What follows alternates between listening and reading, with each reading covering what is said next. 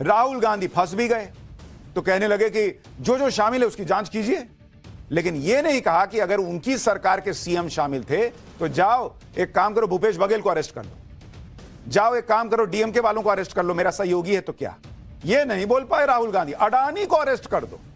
राहुल गांधी का जवाब सुनिए, बीजेपी ने क्या जवाब दिया वो भी सुनिए, फिर आगे और फैक्ट्स बताता हूं। जो भी इस मामले में इन्वॉल्व है उस पर कार्रवाई होनी चाहिए, चाहे वो कहीं का भी हो, कोई भी हो। तो मेरा कहना है जहां भी ये हुआ है, चाहे ऑपोजिशन की सरकार हो, चाहे बीजेपी की सरकार हो, इन्वेस्टिगेशन होना चाहिए, पनिशमेंट होनी चाहिए। मगर मेन बात है जो किंग पिन है, जो सेंटर है, उसको जेल में जाना चाहिए, अरेस्ट होना चाहिए और उसका इन्वेस्टिगेशन होना चाहिए, इंटरोगेशन होना चाहिए। ये पूरा मामला जुलाई 2021 से फरवरी 2022 के बीच का है। छत्तीसगढ़ में किसकी सरकार थी? कांग्रेस पार्टी की, भूपेश बघेल जी की सरकार छत्तीसगढ़ में उस समय मौजूद थी। किसकी सरकार थी आंध्र प्रदेश में? क्या भारतीय जनता पार्टी की सरकार थी? नहीं। क्या हमारी समर्थित सरकार थी? नहीं। किसकी सरकार थी? वाईएसआरसीपी की सरकार थी। तमिलनाडु में, क्योंकि तमिलनाडु का नाम भी इसमें आता है, उनके स्टेट डिस्ट्रीब्यूशन कंपनी का नाम आता है। किसकी सरकार थी? डीएमके, आपके सहयोगी स्टालिन जी की सरकार थी। उस समय उड़ीसा में किसकी सरकार थी? बीजेडी की सरकार थी।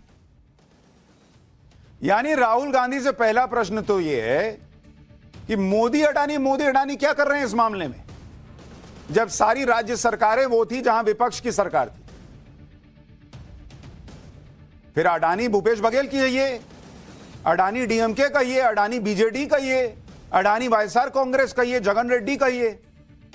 राज्य में सरकार आपकी, आपके दोस्तों की, आपके सहयोगियों की, और जवाब देंगे मोदी।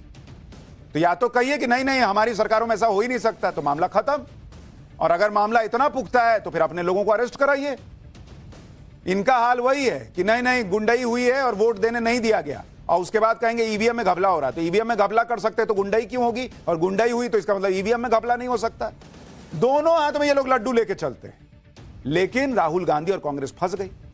राहुल गांधी जब अडानी की बात करते हैं और नरेंद्र मोदी पर सवाल उठाते हैं तो सवाल यह भी उठता है कि अडानी से इतनी दिक्कत है तो फिर कांग्रेस जिन राज्यों में सरकार में है या वहां पर सरकार में रही, वहां भाई जब भूपेश बघेल छत्तीसगढ़ के सीएम थे तो अडानी ग्रुप ने छत्तीसगढ़ में 25,000 करोड़ का निवेश किया था। कहते कि मैं इस आदमी से पैसा नहीं ले सकते, भाई हम लोग ये आदमी करप्ट है, नहीं बोल पाए। अशोक गहलोत के सीएम रहते अडानी ने राजस्थान में 65,000 करोड़ का निवेश किया, तब तो पैसा अच्छा लग रहा था। सोना कितना सोना है। तेलंगाना के सीएम रेवंत रेड्डी को अडानी पर्सनली जाकर 100 करोड़ का डोनेशन देते हैं। कर्नाटक में कांग्रेस की सरकार है, वहां अडानी ग्रुप ने 1 लाख करोड़ के निवेश का वादा किया हुआ है। बंगाल और आंध्र प्रदेश में भी अडानी ग्रुप ने जमकर निवेश किया हुआ है। यानी भूपेश बघेल, अशोक गहलोत, रेवंत रेड्डी, सिद्धारमैया, कांग्रेस के बड़े बड़े नेता, वो राहुल गांधी की बातों को सीरियसली नहीं लेते क्या? राहुल गांधी आरोप लगाते रहे और ये सभी लोग अपने अपने राज्यों में अडानी का स्वागत करते रहे। राहुल गांधी कहें कि अडानी करप्ट है और इधर से निवेश आ रहा है, गजब हिसाब चल रहा है बॉस। कांग्रेस शासित राज्यों में अडानी ने निवेश क्यों किया, इसका जवाब भी राहुल गांधी को देना चाहिए। इसलिए राहुल गांधी जब अडानी की बात करते हैं तो उनकी बातों को कोई सीरियसली ले ही नहीं पाता। एक तरफ तो राहुल गांधी कहते हैं कि गौतम अडानी गलत बिजनेस प्रैक्टिस करते हैं। अगर ऐसा है तो वो कांग्रेस शासित राज्यों में गौतम अडानी का निवेश क्यों नहीं रुकवाते, पहला सवाल। दूसरी बात, राहुल गांधी कहते हैं कि अडानी के पीछे मोदी खड़े, अडानी को मोदी बचाते हैं, अडानी को मोदी बिजनेस दिलवाते हैं। लेकिन अगर ऐसा है तो फिर अडानी का तो कोई काम रुकना ही नहीं चाहिए। उन्हें किसी कॉन्ट्रैक्ट के लिए घूस देने की जरूरत क्यों पड़ेगी भाई? ये तो बेसिक प्रश्न है। आप कहते हो कि मोदी जो मन में आता है उठा के अडानी को दे देते, तो फिर अडानी पर रिश्वत का आरोप क्यों लग रहा है भाई? रिश्वत देने का, रिश्वत दे के अडानी को काम कराना पड़ रहा है, तो इसका मतलब मोदी सब नहीं दे पा रहे हैं, और वो भी उन राज्यों में जहां आपकी सरकार है वहां रिश्वत देने का आरोप लग रहा है। ये खुद एक्सपोज हो रहे हैं भाई। नरेंद्र मोदी उन्हें सीधे कॉन्ट्रैक्ट दिलवा देते हैं, कहते हैं वो क्यों कांग्रेस या विपक्ष की सरकारों को कॉन्ट्रैक्ट के लिए घूस देंगे? कुछ दिन पहले राहुल गांधी कह रहे थे कि मोदी सीबीआई ईडी का डर दिखाते हैं और हर काम का ठेका अडानी को दिलवा देते हैं। लेकिन जब सीबीआई ईडी का डर दिखाकर ही ठेके दिलवाने होते तो अडानी को बिना कुछ किए ठेके मिल जाते, बिना रिश्वत दिए ठेके मिल जाते। अगर अडानी ने 2200 करोड़ रुपए की भारी भरकम घूस दी है जिसके आरोप अमेरिका ने अभी लगाए ही भर हैं, तो फिर अडानी को यह सब करने की जरूरत क्या थी भाई? लेकिन राहुल गांधी इन सवालों का कोई जवाब नहीं दे पाएंगे। वो सिर्फ ये रट्टा लगाते रहेंगे कि गौतम अडानी को तो पीएम मोदी बचा रहे, गौतम अडानी को मोदी बचा रहे। सुनिए आज राहुल गांधी ने क्या कहा, फिर आपको बताऊंगा कि अडानी का जो मामला है उसकी टाइमिंग भी बहुत कुछ बता रही है। प्रधानमंत्री यहां कुछ नहीं कर रहे हैं, और मैं आपको बताता हूं कुछ नहीं कर सकते। अगर वो करना भी चाहें वो नहीं कर सकते हैं, क्योंकि वो अदानी जी के कंट्रोल में है। ये मेरा मेन मैसेज देश को ये है, जेपीसी है, अदानी जी के अरेस्ट है, मगर मैं जनता को कहना चाहता हूं, आप नोट कीजिए, स्कैम किया है 2000 करोड़ रुपए का, मगर मैं आपको गारंटी देके कह रहा हूं यह व्यक्ति ना अरेस्ट होगा, ना इस पे इन्वेस्टिगेशन होगा, क्योंकि प्रधानमंत्री इसके साथ जुड़े हुए हैं।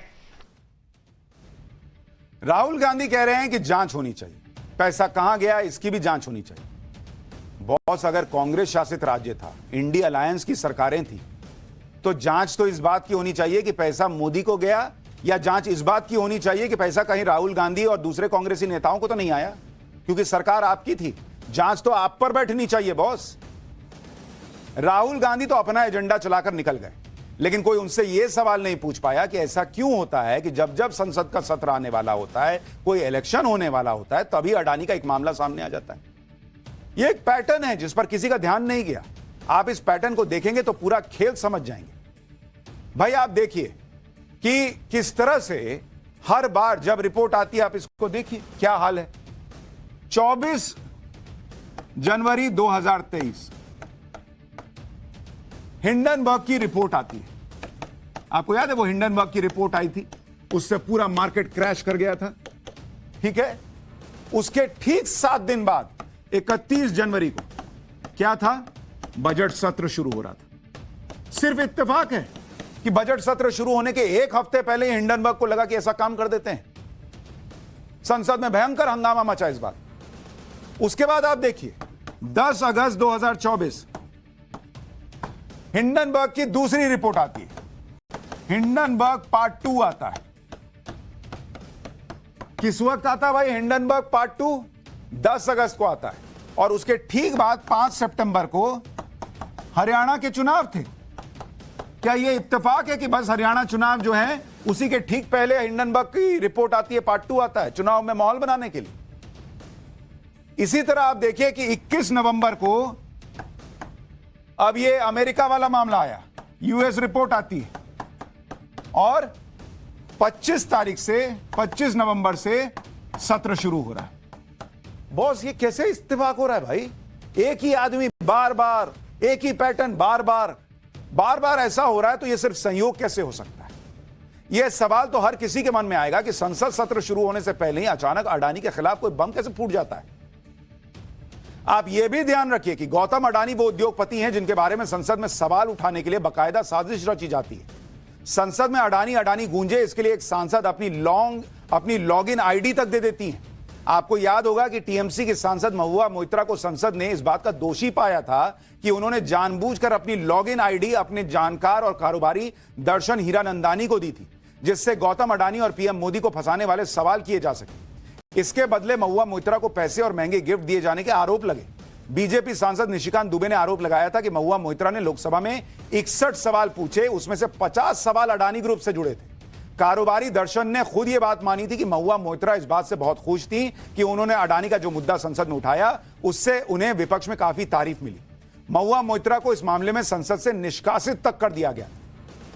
यह पैटर्न नहीं है बॉस कि एक सांसद पर आरोप लगता है, कार्रवाई होती है, उसी बिजनेसमैन को टारगेट कर रही हैं वो जिस पर सारे लोग चढ़े हुए हैं। इसलिए मैंने कहा कि आपको बहुत ध्यान से आज का चैप्टर देखने की जरूरत है।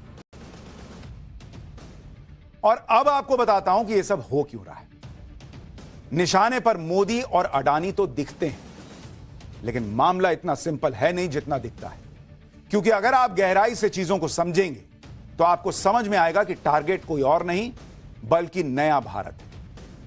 आप एक सिंपल सी बात सोचिए बॉस, यह कैसे संभव है कि बीते कुछ समय से हर बार कोई मामला सामने आता है तो वो सिर्फ अडानी के खिलाफ होता है?